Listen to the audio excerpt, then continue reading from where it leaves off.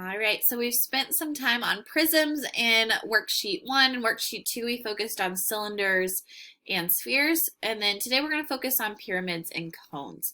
And pyramids and cones are very similar because they are all going to end up being 1/3. Their volume is all going to be 1/3 of whatever their area of the base is times height. So for prisms, it's just area of the base times height.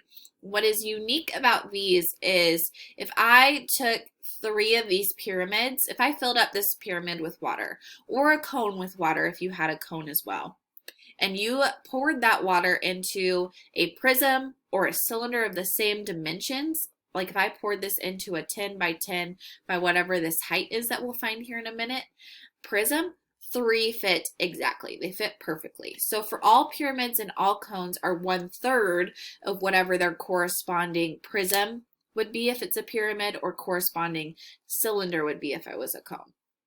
So that's where this comes from. Again, B stands for area of the base, H is height of the pyramid or cone. So on A here, I know my area of the base would be 10 by 10. But I still need to figure out the height of this pyramid. But what is nice is that this is a 30, 60, 90 triangle. And this little piece here should be 10 if all the way across, or should be 5 if all the way across is 10. So that means I know that this longer leg here is 5√3. So I'm going to do my 1/3. Area of my base is 10 times 10. And then I have 5√3.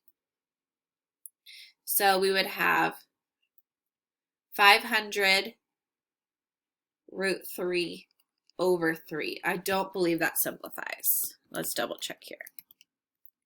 Nope, 500 thirds is as simple as it gets.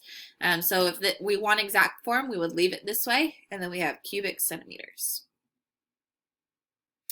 For figure B, this time I have a hexagonal base, so I'll have to figure out what the area of my hexagon is first, which we did in our last unit of area and perimeter. So I'm going to have to figure out what this one triangle would be, and then I can take it times 6 to get the area of that hexagon.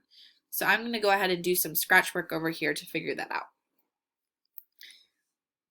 So if my one triangle has a full side length of 4, then this piece is 2.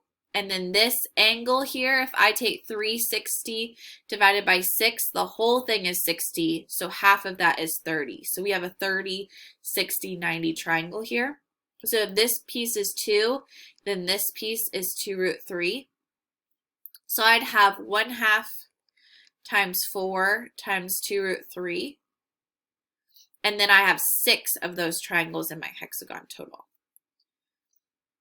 So this would give us 2 times 2 is 4, 24√3 is the area of my hexagon. So for my volume, I'm going to have 1/3 times 24√3 times a height of 12. So this would give me 8 times 12 is 96√3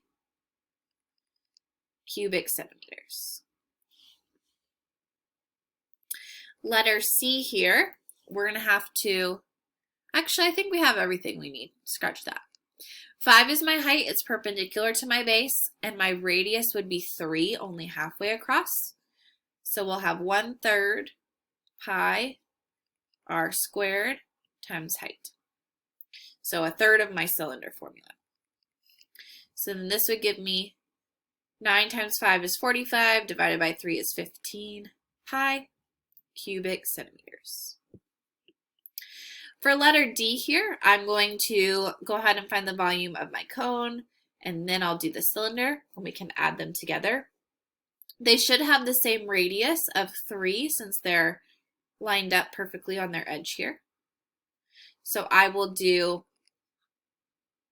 for my cone, 1/3 pi 3 squared times 9, which should be 27 pi.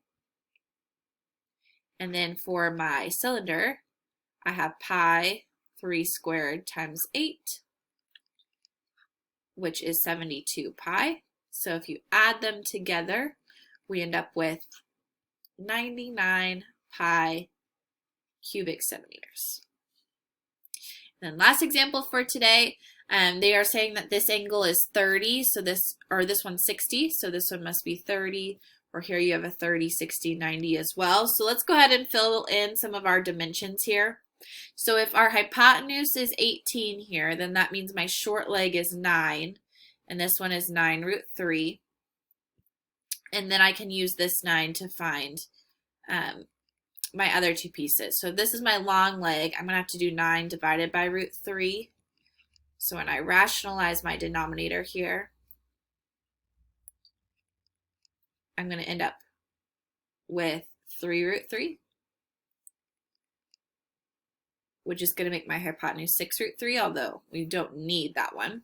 So what I do need for this one is my height and my radius.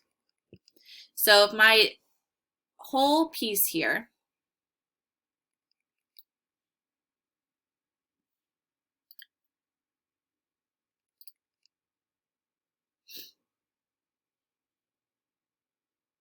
sorry about that. If my whole piece here is 12√3, then that's going to make my radius 6√3.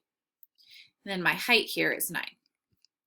So I'll do 1/3 pi 6√3 squared times 9.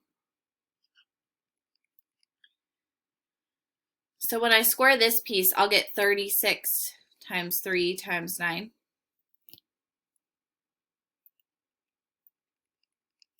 And then divide by 3 for that 1/3 is going to give me 324 pi centimeters cubed.